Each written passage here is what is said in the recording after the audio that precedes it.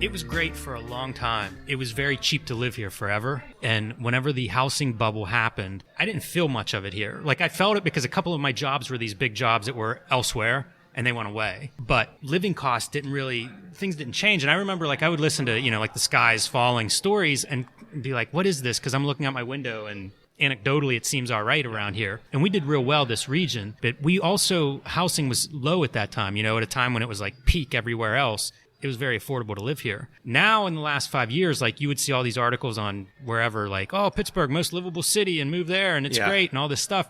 And at first, it's like, this is awesome, cool, I think that housing industry, there's so much connected to that. They identified, like, this is a spot where we can make money over whatever the cycle is of basically pumping up prices and flipping real estate. Prices have gone up. I'm looking at houses to basically sell my house and buy a new house. And part of it is because, like, my house has gone up in value a lot. Of course, the flip side is it's not a great time to buy for that exact reason. So it's kind of like this weird, chicken and egg. And there's still a bit of it. I came from D.C. It was at a wedding over the weekend, and I told somebody I was going to Pittsburgh. They were like, Pittsburgh?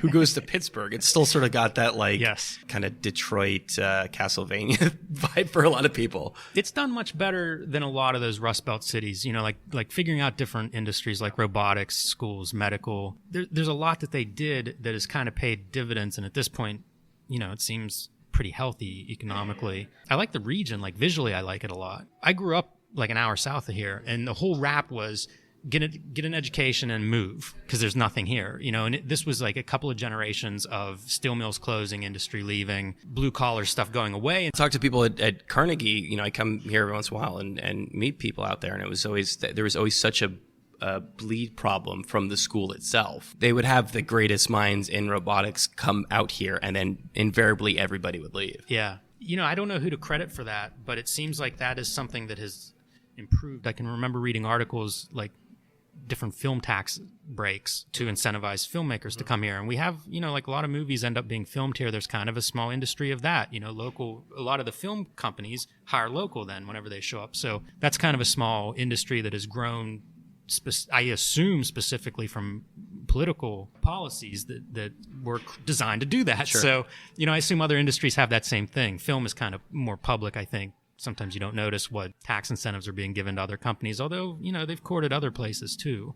Who's the carless drivers? I don't know if it's Uber. I think there's like two of them. Well, Uber was last time I was here. Uber was doing the piloting, but that I don't think it's legal at this moment to do it. There was like an accident; they stopped doing it. I think Waymo was doing testing out here because Google's actually got a big presence as well. But it was really funny again to be out here 2 years ago and to have these autonomous cars driving by and nobody batted an eye. It was just a part of everyday life. Yeah. So, somebody's done a good job of recruiting some of this industry too. I think the mayor seems to be pretty proactive when it comes to stuff like that as well. It sounds like it's a bit of a mixed bag for you. Yeah. I mean, I live, in a suburb essentially. Yeah. So I don't know. And also, like, I've been cheerleading Pittsburgh as long as I've been here. When I moved here, it was from this small, like, podunk rural town kind of situation that was bleak. Big. Yeah, it was like this was the big bad city when I was growing up. And so, like, I would just get up on the weekends and take my camera and go to like different neighborhoods because there's a lot of history here and I like all that.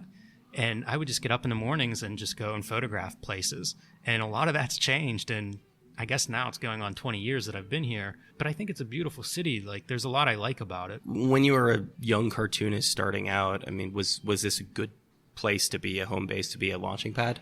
Yes, accidentally, but yes. When I started out, I knew one other guy that wanted to make comics. I had met him at school. I went to school like an hour from here, and we both graduated and ended up here.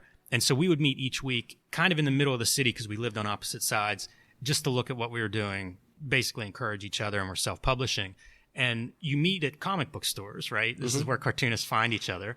Pretty soon, it was. Yeah, I guess so. For the internet, really. Pretty soon, Ed shows up, and then like Tom Scioli shows up, and you don't know it at the time. Like, oh yeah, this is this great city for, because it's cheap, and there are some other people that are really ambitiously trying to make comics, and you bump into each other and you take it for granted. Like, I think frequently, like, how did I meet this person, or when did I meet them, or what did I think of them when I met? And you don't know it. It's not significant at the time. It's just, oh, another person has shown up here at our weekly get-togethers. But that turned out to be huge. Like, I always think community and people, big part of like my development, being able to get feedback, but also feeling like you don't want to show up and not have something. So, it's kind of like that positive peer pressure. It's worked out really well for me. And there are a lot of cartoonists. You know, Ron Friend, Sophie Goldstein was here for a couple of years. Frank Santoro grew up here, moved away, and then came back. I don't know. He's probably been here 15 years now again. You know, so like there are lots of these pockets, and there's a good comic book sort of like store, you know, like network. Comics are fairly well respected in this town, I think, at a time when maybe they were only starting to gain that respect elsewhere.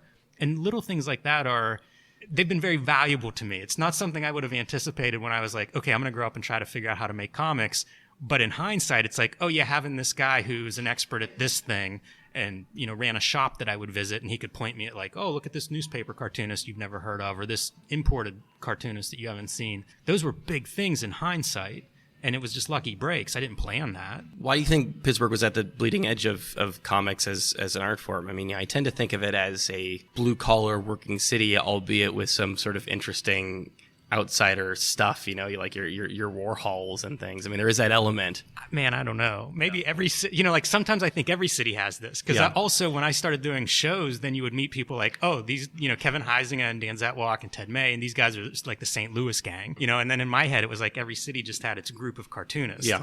I don't know that to be true. You mentioned Andy Warhol, you know, like that was somebody who kind of wasn't doing comics, obviously, but looked at comics and was like, hey, why not? Put them on the wall, look at them, you know, they have some value. Maybe that influences the culture. I don't know. It's interesting in a place like this, you know, if you look at like a New York or Los Angeles or even like San Francisco, people tend to connect together, you know, over like aesthetic connections, content, things like that. But if you look at a group, you know, you and Ed and Tom and Frank, it's a pretty diverse pair when it comes to the comics that you produce. It's sort of like a strange bedfellows situation. Yeah, I love that part. Yeah. I love that we don't all look like we're sharing a studio and, you know, copying the same people. One of the big influences, I think, for this region is Bill Boychel, who is the proprietor of Copacetic Comics.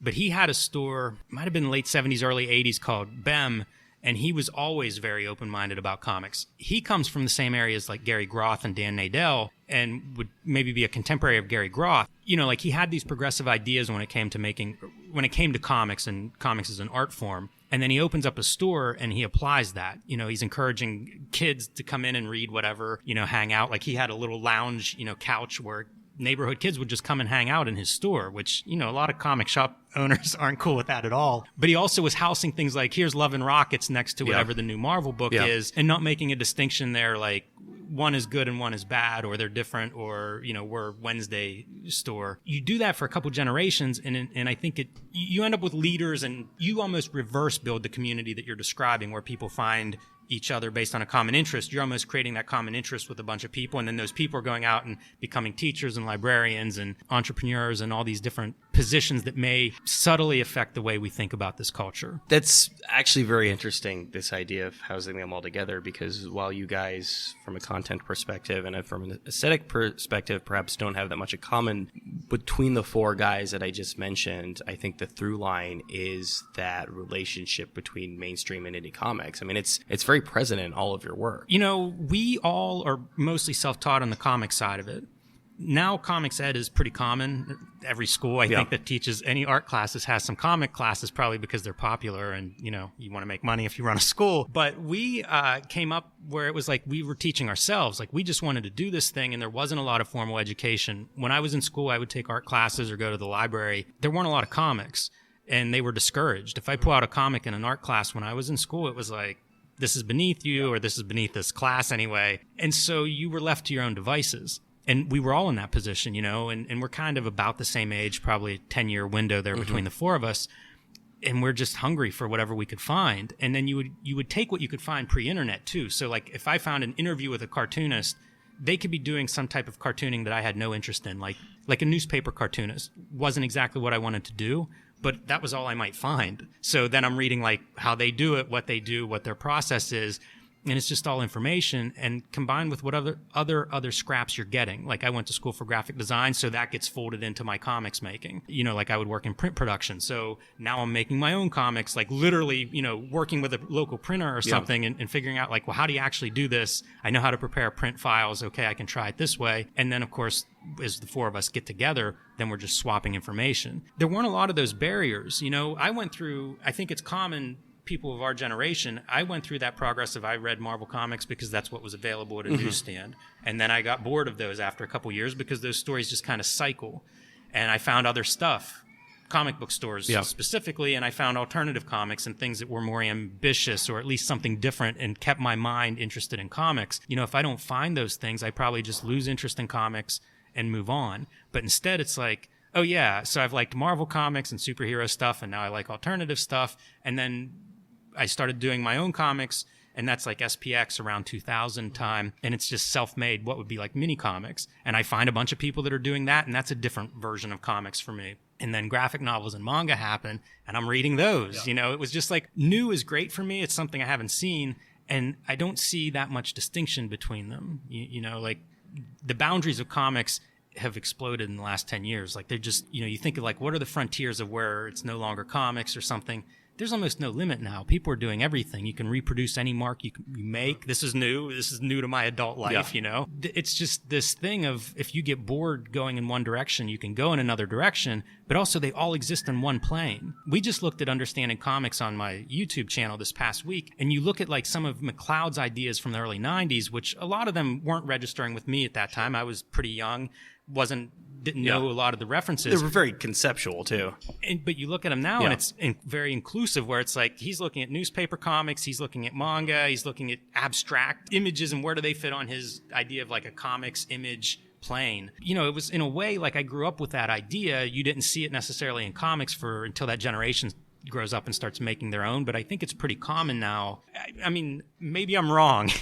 Because I'm surrounded by people that are, in a way, yes men, or we've had this conversation before, but I think it's much more common now that, like, comics are just everything. You know, you look at, I did comics on Webtoons a couple years ago and was just astounded by how large that community is and how totally different it was from, you know, I think I'm pretty well read and know comics fairly well. I started sort of exploring Webtoons, and it's like there are millions of people here consuming comics that seem to be completely unrelated to the groups that I'm familiar with. And it's incredible. I mean, that's part of, I think, why comics remain vital, even though we have some ups and downs sort of in the industry. I use that term very loosely. You know, the economics of comics are in strange places all the time, it seems. But I think the vitality is there whenever you see, like, just how different comics can be and are. I get a lot of energy from that. But in terms of, like, I don't look at them and think like this kind's good and this kind's bad. When I look at you guys, I don't get there's a very, I mean, as you said, there's sort of a very common cycle when it comes to indie cartoonists, especially of our you know, general age group, which is starting off with superheroes and then moving to more independent stuff. But generally in that process, there's often a rejection of the superhero books, of the mainstream stuff. Was that ever something you experienced, or were you always kind of just all in on everything? No, I definitely had a rejection. Yeah. And I don't know, man, almost 20 years ago, I went through a phase and it sold like 75% of my comics, which were mostly like those 90s superhero books. And I've been buying them back ever since. So, like you purged. I purged. And whenever all these stores were like gutting their back issues, you know, I'm buying long boxes for like 15 cents a book. Thankfully, they're very cheap now. Restock. Yeah. It's true. But, you know, I mean, I think that rejection thing, that's something I see as common too. I don't feel it now. You know, I can look at that stuff and say Rob Liefeld comics are very bad in a lot of ways, but I can also kind of see like, but this is what I responded to at the time when they were my favorite, and some of that still remains. You know, there's still a certain energy that other comics don't have, comics that may be much better by almost any measure, but they may be lacking in some specific quality. And that's usually what I'm drawing from most of what I look at is, what am I taking from this? You know, what's exciting to me here? What do I remember? What can I use? Liefeld seems to be experiencing a bit of a renaissance at this point. I mean, I'm sure to some degree it's because of Deadpool and the things that he created kind of, you know, becoming just pop culture beyond comics. But you guys did seem to be pretty early on, like, getting back onto the Image bandwagon. I mean, that was more so than any superhero comic. That was the thing, the specifically like the Liefeld Image stuff that everyone was pushing back against so hard. But it was, I mean, obviously the timing was really right for all of us. It was right there when we were looking to go from mainstream books to something maybe a little bit weirder. It was a nice transition there, but you guys do seem to have an appreciation for that stuff, and did seem to be kind of early on the kind of retro appreciation bandwagon for a lot of that work. Yeah, and I don't particularly enjoy his contemporary comics, and I often feel like I spent time defending him for a long time, his art. Yeah. And now I feel like I'm defending myself as being like, now wait a minute, I'm not a huge Rob Liefeld cheerleader. It wasn't ironic, though. No, it was never ironic. No, definitely. Yeah. I think that stuff is legitimate, and I remember fondly, like, that was my favorite for a long time. Yeah. If there was a new, X-Force or New Mutants at the newsstand, man, that was a good week of comics for me. And Ed is maybe a little harder on that bandwagon than you are, from what I can tell. He's like... Possibly. Yeah. But, there are other things that are really important to me when it comes to Rob Liefeld. And again, when I say Rob Liefeld, I'm sort of making a broader, there's a bigger group there. You could put Todd McFarlane he is like in the there. Microcosm of that. Right. He's an easy one to kind of, if you're going to use one person as the example, he fits it really well. But I mean, like, it's Image Comics. If you divorce yourself from the aesthetic qualities of his work, there's still Image Comics. Mm-hmm. And I know that Image has lots of its own demons and skeletons in the closet, and it's not perfect, but it also was a huge beginning of creator rights for me. And I know they didn't start creator rights. Sure. But for, 12, 13-year-old me, it was my exposure to that. And I've gone on to be much more educated about that topic. But to that's see the huge first, for me. and to see the biggest people making comics at the time peel off to do their own thing, and that was huge. That's the thing. Like, I'm doing a YouTube show where we look at old Wizard magazines, and I started reading Wizard magazine at like number 10, and it was the first one that had an Image character on it. And that's the reason. Like, I wanted to know more about Image Comics. I wanted to know more about these artists who I liked, who were suddenly doing their own characters, starting their own company. And I think a lot of people had that experience. Like I said, it's not all good. Nothing's perfect, but it was in my comics history a pivotal moment. And so, there's lots of those reasons too, besides like, oh, he doesn't draw feet or he draws motion lines really well. There's also other stuff. There's also a bigger conversation and a big imprint on comics history. You look at the 90s and it's basically Image forms. And then there's good and bad that comes out of that. But like, that's the significant event. A lot of times I think if you can identify something that is 100% perceived one way or the other, there's room to dig in that and it will swing back around. And for a long time, that 90s comics era was sort of just a joke. It was ridiculed and mocked at best, or hated maybe by a lot of people. And you realize, like, we'll go back and reread that stuff and look at it again. One, there's good work that was produced in that era, but also the work that's demonized is not all bad either. Obviously, you are very drawn to exploitation, for example, Afrodisiac or kung fu, ninjas, things like that, very, very pulpy stuff. And I guess in a way, again, of our general age group and that time when we were sort of coming of age and really noticing art, that is the definitive expression of that at the time. Like, that was our pulp exploitation of that era. So it makes sense that that's something that you would have zeroed in on. Yeah, I like patterns. I love genre. Like you're right, exploitation, kung fu, 90s comics, all of this stuff's perfect. When I started doing the Plain Janes, I started reading YA books, and there are patterns there. I like genre for that reason. How does something like the Plain Janes book come about? I mean, you do seem to be somebody who, again, is also drawn to collaborating with people generally. It came about organically. I had a list of stuff I wanted to do in my career whenever I started. I did Street Angel, which was a young female protagonist, kind of visually a YA type character. And that was really your thing. Yeah, it was mine. I do it in conjunction with a writing partner, Brian Maruca, but definitely a big piece of me there. And so that was like my first published book that went further than me handing out copies. And Shelley Bond, who was the editor of Plain Janes, just had it on file. I think editors used to keep artists on file. Yeah. And whenever she started the young adult line, I was one of the artists that was sort of being shown to people. And Cecil Castellucci, the writer, the young adult writer behind Plain Janes, gravitated toward my work, and that's how that started. I wanted to work with an editor at some point. As I said, I'm self-taught, so like one of my plans was at some point work with an editor. See what that process is, see what I could take from that. And so whenever that call came, it was like, sure, you're on my list here somewhere. Let's do this. Do you find it more creatively fulfilling to work with a writer? I don't know about that.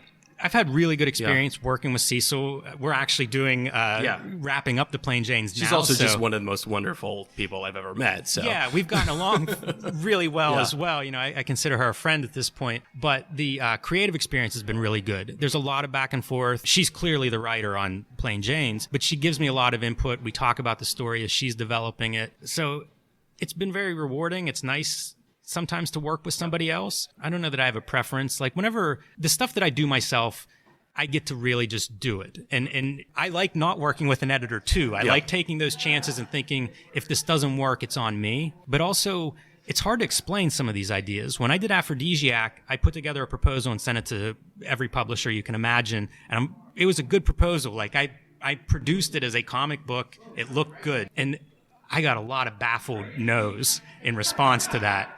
And then when the book came out, it did phenomenal. And I got a lot of responses from these editors and publishers, saying how they loved it or whatever. But it was almost too weird, I think, to be something I could show them in concept form and have them say yes or no. I think they saw the proposal and were like, I don't know what this is. It doesn't look like anything. This is strange. No thanks. And then once it comes out, it's like, oh, okay, that makes sense. Now I understand it. I like that. The work I love is stuff I haven't seen before. It's something new. It's something different. And so that's the kind of work I want to make. It's hard to sell that sight unseen, So usually whenever I've worked with publishers on that kind of stuff, I just make it myself. And whenever it's done or very close to done, then I put it in front of a publisher, and I like that part. It's very freeing. It's part of what I love about comics. There's such a low barrier to entry. Like you can go off and just make anything you can conceive of in a comic. And if push comes to shove, now more than ever, you can self-publish it. But I love that part. It's sort of the total gonzo creative freedom that, that'd be hard to pull off in a film. You feel like you're at a point in your career where you're just going to see what you're working on to its logical end, regardless of whether or not somebody is interested in publishing it? Absolutely. If I like it enough to do it, because it's a time commitment, that's your trade-off. You think of like time and money as being sort of the same, variables that equal each other. Time is money, as the saying goes. Yeah, it really is. As you get into freelance, you realize that. But, if I'm willing to invest that time in it,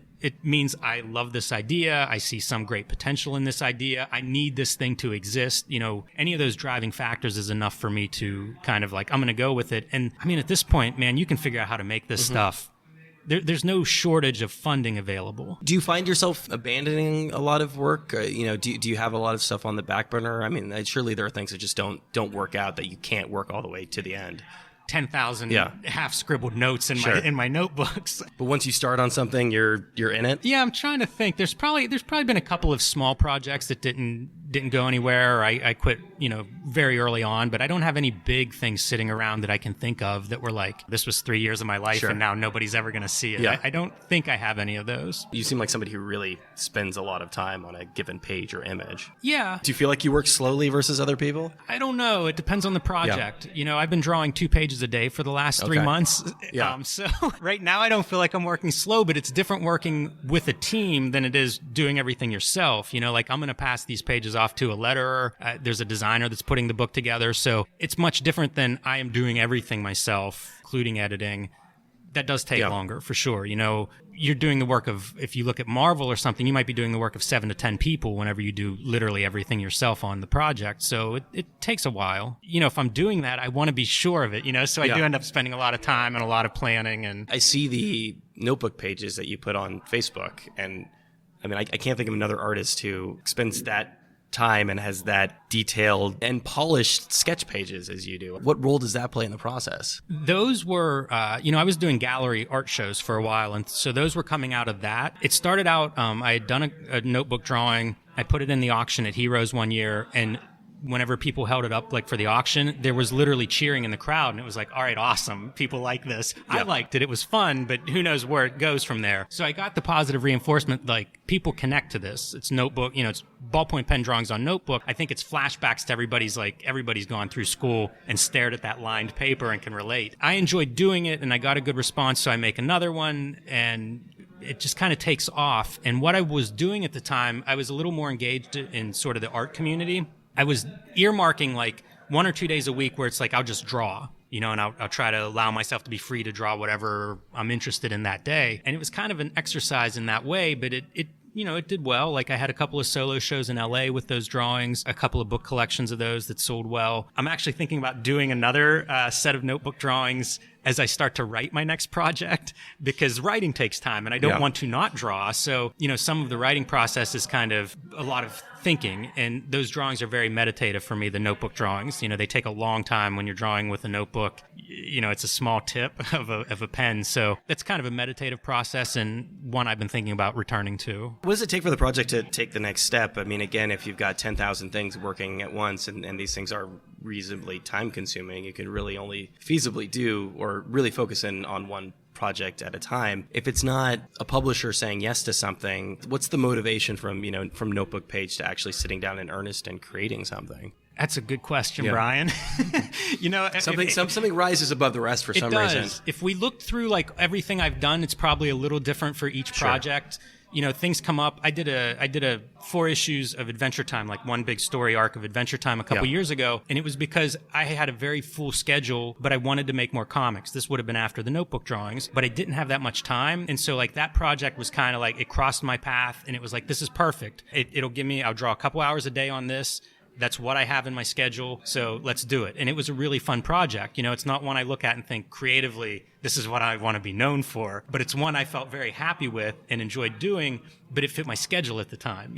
I was looking for something that I could spend 3 hours a day on, and that happened to show up, and it worked out perfect. It's all different. Like I have a project right now that I expect will be my next comic, and it's based on, I had a production idea, and I found somebody who's willing to basically back that production idea. So now I need to write a story that fits that production idea. And quite honestly, it's not story driven at all why I'm going to try to do this. It's something I've thought about for probably 15 years as a concept visually, and now it's like, that will fit. Like I have a 3-month block of time coming up where that's what I will draw in that 3 months. You're freelancing, and I tend to think of freelancers as being maybe a little bit looser from the standpoint of I have freelance as a writer, but I go into work every single day. So my days are pretty strict, right? I mean, it's like 9 to 6, 9 to 7 every single day. It sounds like you've got things planned out pretty well in advance at this point. Well, you have like a 3-month block at some point down the road. Yeah.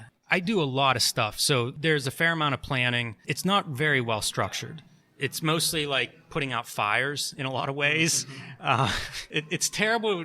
I get questioned a lot about my schedule. It's weird how much like Young Cartoonist or whatever, that's the question they have is like, what's your routine? It's terrifying to just sort of sit down and not have anything on your plate. It really is. And I've been full-time basically freelancing since 2007. And it's always been, I spent years looking for that routine. I believe in the schedule and the routine. I just don't have it. But I'm a morning person, so I wake up like 5 or 6 in the morning and I just kind of go to work. Part of my, my schedule tends to be almost yearly. So, like I teach a class in the spring and I teach a class in the fall, and that sort of blocks out 4 months of my time. I'm not teaching full time, but it gives me a certain structure to work around. Those are the one concrete piece of your schedule that you have to work around. Right. And so like I kind of know like there's a break here, there's a break here. This takes, 15 hours a week or something. Making comics is a very long-term effort. Like especially a graphic novel, you sit down and look at the calendar and think, okay, I'm going to draw 10 pages a week now for 70 weeks or something. You just kind of go from there. So like I have a lot of different projects at different stages, and you try to balance them and you try to eyeball like, okay, I'm going to finish this one up, and then this one becomes the primary job that I'll spend half of my time each week on. Has teaching been something that's interested you for a while? I mean, how did the SVA gig come out? Yeah, so, I mentioned like I wanted to work with an editor whenever the Plain Janes happened. It's weird. It's kind of like it's that manifesting thing. You have an idea. Stick something out into the universe. But in my head, it was like, I am interested in teaching, and I think it's partially because I consider my comics making as a self-taught venture. And so I've just read so much about like, how do you do this, and talk to educators and talk to teachers who weren't necessarily teaching comics, but I thought they had a piece I could pull from them. And so it's always kind of interested me just by, basically teaching myself how to make comics. And I talk to people about when I'm at comic book shows, I talk to other professionals about whatever, we find some overlapping interest, and usually it's about making comics, because what else are we going to talk about? You all make comics. I'm obsessed with this. So, from those conversations, I guess informally I networked my way into this.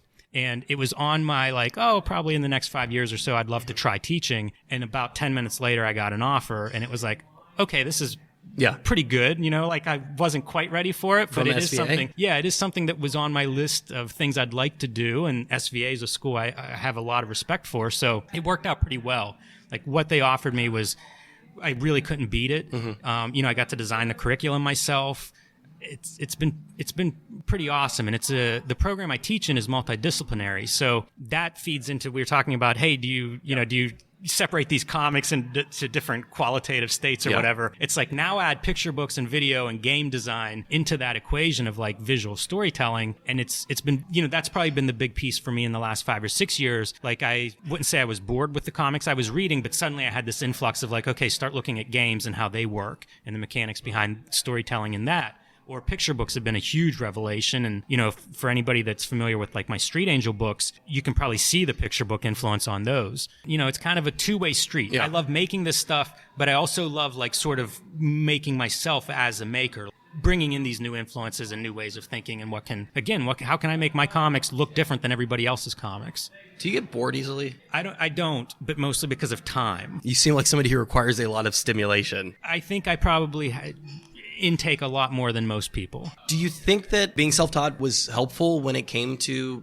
pulling that curriculum together? Yes. Also, my wife is a teacher, and she's actually a professor of education, so she's sort of a teacher's teacher. I don't know how you would describe it. She understands education very well. She thinks about education the way you think about comics. Exactly. Yeah. And so that's been a huge resource for me. And she'd much rather talk about teaching than talk about comics. So I think she's appreciated it as well. I'm sure she's very patient and she humors you, and that's why the relationship works out. Sure. You manifest this idea into the world. You get a call from SVA. They give you what sounds like quite a bit of autonomy to create this project. So what's the next step when you sit down and actually have to work out your first syllabus? How do you start on that? Man, it has been a lot of miles since then. I will be honest, I don't remember specifically. I was thinking of it. So the main class that I teach is visual storytelling, and it's just thinking about.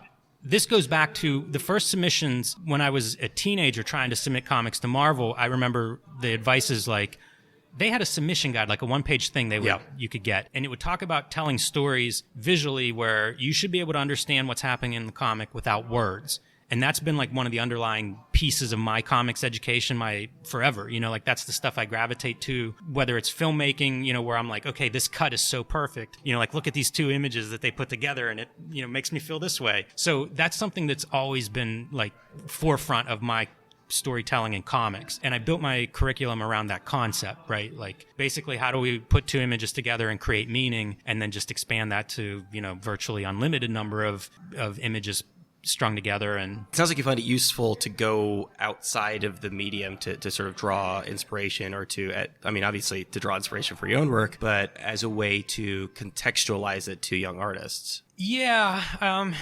I haven't thought of it in quite in those terms. Yeah. I use examples from all of these different media, but one of the things very early on was like trying to figure out what's common across this different media. And so some of that was me filtering before it would get to students. The idea of like, okay, visual communications has certain language qualities, like we think of grammar or something, and a lot of that just has to do with shared. Like we all look at something and we all recognize that it means the same thing. Okay, you can build on that. So a lot of that was my filtering before I got it to the students. It's not necessarily something I present to them as like, okay, think about this in this wider context. It's more of like, think about how would you tell this in a video game? How would you tell this in video? How would you tell this with no images versus no words? So it's a lot of just like trying to think about how do you communicate that idea that you have is ultimately what it comes down to, and what I hope those students take from the class. Maybe the question is, obviously there is as you mentioned before, a wide breadth of comics out there to draw from. So if you're starting a comics class, you can go to the Marvel stuff or the indie stuff or manga or anything else. There's a lot of examples to draw from there. So whether for teaching or for your own work, why is it useful to go to look toward another medium? Well, I want to make comics that aren't like everybody else's comics. So, that's the short answer. What sort of inspiration, I guess, do you find in a film in terms of that visual storytelling that you don't find in a comic? You might find a lot more with actors. You might see a lot more in terms of how are they communicating this thing? How would you communicate it in comics? Going back to like the image example, those guys came from a monthly grind background. So if you're drawing 22 pages a month, you have, this is my man model, this is my woman model, this is my kid that looks like a deformed old person or something. Nobody ever drew kids well. But, like you would look at these guys who were very successful, but all their characters kind of looked the same. Sure. They were not giving you a lot of nuanced body language. But you go and watch film, and it might all be nuanced body language, or big, certain filmmakers, that may be the thing they're really specializing in, or the thing that, like that dramatic actor that you can't look away from, that, you would watch him read the phone book. Why? What is he doing? So, you can use that. Just because a lot of cartoonists doesn't mean that you can't, or it doesn't exist, or it doesn't work in comics. Figure out how it works. Set design is a huge thing in film. Because you have people that specialize in set design, man, you can tell a lot about a character or a scene or a movie or anything from the set design. That's something that I think backgrounds are the last thing cartoonists learn to draw. So go figure that part out. Make that setting a character. We just looked at Domu on our YouTube channel, and it's huge. Like it's all contained in one building, and that thing is a character. And people will say that, but it's not often true. Like finding examples where it's true, it'll really resonate. It'll stand out because that's not something most comics have. So figure that part out. See the things that stand out that you aren't seeing in comics, because obviously film's a good example. Everybody watches movies or watches TV now. You can just kind of like do the comparison. Why am I watching this television show instead of reading comics right now? What's so great about it? And you start to see those little pieces. Obviously, cartoonists have to create shortcuts or tricks, again, on the mainstream side because they're doing a book every month, and on the alternative comic side because when you're going to sit down and work on a 400-page book and it's going to get really repetitive, you can't kill yourself on every single page. And that is, I guess that's not something that exists in film in the same way. Every storytelling medium is going to have shortcuts in it. And it's not just for the people making it, it's also for an audience. It's shorthand. Like we're trying to communicate something. So like four people sitting around a table with food, you can look at it and go, that's a family dinner or something. Like you very quickly register what you're seeing based again on like this shared common language experience understanding that we have. You do have those shortcuts to save time. As you say, you don't want to set up photo shoots for every panel that you're drawing, but you also have them as a reader. Like you want to, there are lots of sections in comics that you do not need to be decoding in great detail what each panel in this 9-panel grid is. It would destroy the drama of the page or the sequence. So, some of it is for the creator, but a good comic, it's also for the reader. It's like this is the exact amount of information you need. Of course, that's subjective and changes individually, but there's still those sweet spots, and there are the cartoonists that are very good at that. I would say, like in a mainstream example, David Mazzucchelli's Batman Year One's a really good example of that, where it's like that thing is it moves, man. That's a sports car of a superhero comic. Like there's not a lot of unnecessary information there. It's sort of like the perfect amount, and you can breeze through that artwork. It was the thing that Frank Miller did pretty well as well, I think. Just sort of basic amount of information for you to... A lot of manga is that way, so the flip side would be Jeff Darrow. So another collaborator, Frank Miller's, but it's a different reading experience. So, like you want to consider that stuff too. And that's something that I suppose film has some of that. You'd see it maybe in the new Blade Runner movie where it's like, okay, this is really a color composition and it's not so much about any specific detail. It's more about setting up mood or something. You have all of that to some extent in comics, and you could find examples in comics.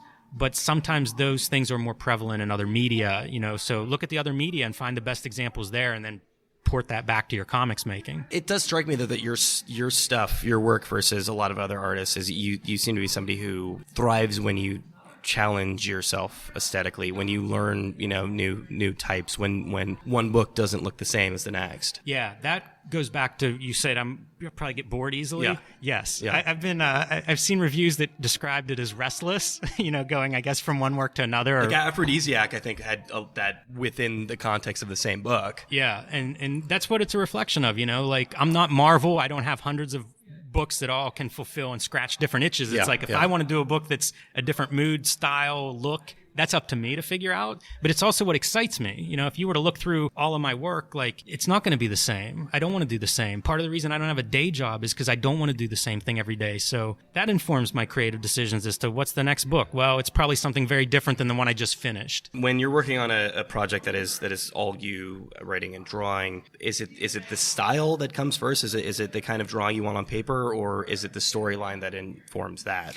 It could come from either. Yeah, I know that's such a lyrics and music question. It really can come from either. I just need to have a thing that kind of grabs me, and that could be a concept, a character, production detail. I think sometimes it's funny. I think people react to my work in different ways for that reason, because sometimes like Super Mag was something where it was like, that was a formally driven thing, like I had done some art directing before that on magazines and was like, oh man, I thought magazines were dead.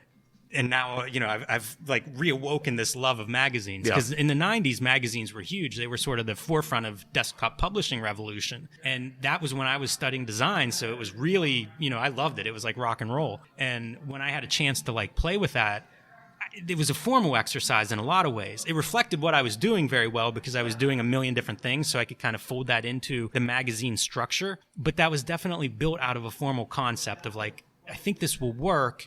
And then I can play with all of this, references to my 90s schooling and things that I was interested in, but also it kind of fits with a very schizophrenic output at that period where I was doing several different directions of projects, and they fit pretty well under that, an anthology umbrella. So that's how that project came about. It was definitely a concept format driven. When you're trying what's really a new style for you, how much ramp up time does that require? How many sketchbooks does that take in order to really pinpoint a new style? It does not. It usually does not take very long. You start making pages and, like the deadline's the great style. You kind of work it out on the page? Yeah. And Super Mag's a good example because a lot of that were projects that were like, okay, I'm going to do...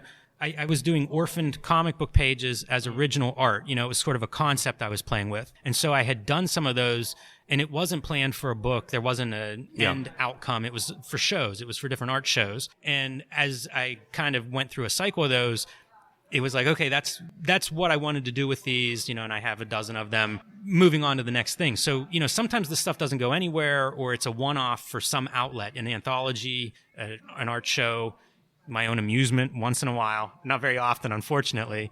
I should carve more time for that.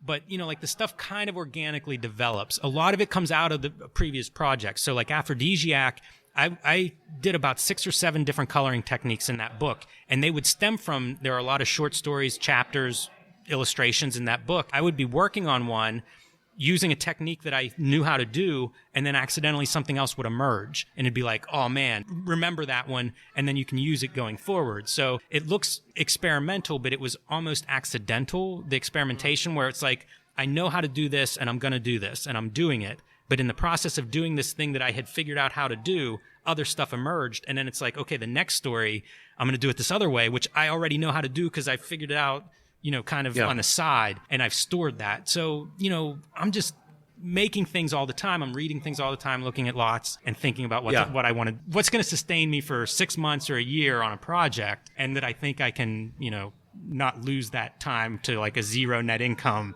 in whenever it's done. Not die destitute in the meantime. And some of it, you figure out like, okay, I'm being paid well on a project that's a big project this year. That means I've got like 6 months of, I don't need it to pay anything afterwards. It's the old filmmaking model of like one for them, one for you. Hopefully the thing will yield results. But it's kind of you create space and time where you can actually just go and play. Really, a good artist would probably have that programmed in. Like 20% of my week is going to be free time. I'm not saying that's what I do, although I have at times in the past, and I should again, like that's where a lot can come out. But, you have so many of these ideas and you lock on a couple and it's like, that's it. That's all I want to do. I want to start doing more aggressive video editing just for making a couple of these simple videos on our YouTube channel. But time-wise, I haven't had that time. So as my schedule opens up, it's like, okay, now try multiple camera setups and things that you've been thinking about. But again, you think about them, maybe before you have a chance to actually sit down and work on them. So I'm not working out in my sketchbook, but I've thought about it now for 6 weeks. Like I'm going to be ready to try some stuff once that time opens up. Do you foresee a point in your life where making comics might sort of be on the back burner when it comes to, if, say, film does occupy more of your time? I don't see a big line difference in that, though. If I started painting again, that would be, it'd be because it's scratching an itch I have. It's not necessarily because I'm abandoning something or done with something. It's just you can only do one thing at a time, really. We multitask and do a couple, but you know what I mean? Like, you just can't do everything. So you only have so many arms. It's what's pulling you at that time, and you go and you indulge that itch and you see where it leads. And that's fun on its own. And then maybe that stuff takes on a life that goes beyond that, but you don't know it until you jump in and see, like, where do we go? Where does this lead? Maybe it leads nowhere, but if it leads somewhere that, okay, I'm so excited by making videos, It's not like I'm thinking in my head, oh, you owe comics this thing. You have this obligation. I can't imagine comics not being the thing I most want to do, but definitely I'm sure there'll be detours into other stuff, and then it'll come back to comics. When I was doing all those notebook drawings, the reason I returned to comics, why I wanted to do something, and I grabbed that Adventure Time strip, is at the end of the year, I was looking at my comics output, and I had a year where I drew 2 pages of comics, and it's like, you can't call yourself a cartoonist if this is it. Yeah. And so, it was like, okay, return to comics, get back on comics. But the thing with comics is, like, there's almost no limit to what you can do with them. So if you wanted to do something that was different, probably comics are flexible enough to accommodate that. And I feel like I know comics well enough that that's my first choice. If I had something very far out that required a different media, maybe. But I mean, I love comics a lot, so I can't imagine that that's going to go away. Learning continues to be a really important part of what you do, and finding new influences. It sounds like it's a big part of what continues to drive you. What have you learned from the students? What have you learned from this sort of like new generation of cartoonists who are working, I assume, largely online in a lot of cases? I don't know if I can sum that up neatly. They're a very big community for me. One of the great benefits that I've gotten from teaching and didn't anticipate was just having like the feedback and the dialogue with them, because I have the same students for fall and spring. So I'm essentially with them for like 9 months. Yeah. We get to know each other pretty well in terms of our artistic processes and output. They're coming from so many different places. Like, that's what they teach me, is like, now I'm looking at some reference that they're pulling from video games that I would never come in contact with left to my own devices. And that's a big thing that they sort of teach me, is just like a lot of what I'm consuming is coming from things they're putting in front of me. And it's not necessarily cutting edge or new artists, but they're new artists to me, because think of what we have access to now. It's impossible to keep up with anything because there's so much volume. Like in the 90s, I would always be excited when the Comics Journal would have their year-end issue, and it'd be like best of the year, and there'd be, 6 or 7 books that were noteworthy, and there'd be a consensus more or less of like, these are the good books. Now, and there were probably 30 great cartoonists or something in 1993, and we could all agree on 27 of them. Now there might be 30,000 really good cartoonists. Like the number has changed in a way that I don't think any of our brains are built to wrap around that. Like, we can no longer process that the way we used to, where it was like, okay, this guy's the best, or this woman's the best. No, like, you get into the top 15,000, they all have reasons why they're the best, and it really comes down to a subjective, like, I've been on this kick of the binary concept of good or bad. There's no pattern I can discern to apply it to something like a comic book. Yeah. And so that's what the students are doing, is just like showing me a lot of stuff, and then we talk about it, and it's like, okay, now I'm seeing this other point of view as to why this is valid. Something that I might dismiss on my own, I'm suddenly seeing it through a different viewpoint. That's not a relationship I had before I started teaching. I might have a couple friends, and we talk about what we're reading, or hey, I read this and it's really great, here's why, or check it out. But this is like people that we wouldn't necessarily be friends, like we're coming from very different places, very different influences, and it's a chance to get into that. And whenever something does show up and I'm confused by it or whatever, like I now have a guide that I can get into, like, okay, tell me about what I'm looking at here, or how is this influential on you, or where does this come from? Give me more of this or something. So it's a very strong exposure to a lot of stuff that I would have no way to see. When the internet really started kind of, like sharing everything, I remember thinking like, what we're going to need are like lighthouses, like guides that can walk us through curators. This. Yeah. And so in a way, that's what they are for me. Do you find it more exciting when you look at something and don't understand it? I do find that exciting. Yeah, I do find that very exciting. And sometimes that overlaps. I had a conversation with a student about Roly Poly, the Fantagraphics book, which I liked, but probably mostly as a sensational experience. I don't know if you know that book or not. Very brightly colored, so like that was my first response, is like, okay, just visually I like this. But narratively, it's kind of takes into account social media storytelling that's very strange. There's not obvious beginning, middle, and end. Conflicts are kind of weird in it. And I had a positive experience with it, but could not explain it very well to anyone. And Fantagraphics, TCJ published a review that I found insightful, but was concluded with the reviewer saying at the end, like after describing it, they didn't really like it, which fine, whatever. I makes sense to me. One of my students, we were talking about the book, and it was the same thing, where it's like, we can't totally understand this, but it's fascinating to look at and think about and even talk about what don't we totally understand. So I find that super. I like that. Sometimes I like that more than the stuff where it's like, oh, this is my new favorite artist. Instead, it's almost like, this is the thing that I can't stop thinking about, but I also don't have words to organize it in my brain. Greetings from sunny Los Angeles. That was Jim Rugg. Recorded that one on a recent trip to Pittsburgh. Jim was actually somebody I was trying to get on the show a couple of years ago when I was out in Pittsburgh, but he was out of town. I think he was in Japan at the time, but suggested a couple of cartoonists. Really, really fascinating comics community out there. Thanks to Jim. You can check out his work at Jim Rugg. That's Rugg with 2Gs.com. Follow him on Tumblr at Jim Rugg Art. Thanks to you guys, as always, for listening to the program. If you like the show, there are a number of ways to support us. You can rate and review us. We're on iTunes, Podcasts, Spotify, and YouTube. If you have any feedback, it's rwlcast@gmail.com. Follow us on Tumblr. That's rwlcast.tumblr.com. That is the first and best place to get all of your RIYL related information. And that's about all we got for this week, so stick around because we are going to be back just about this time next week with another episode of RIYL.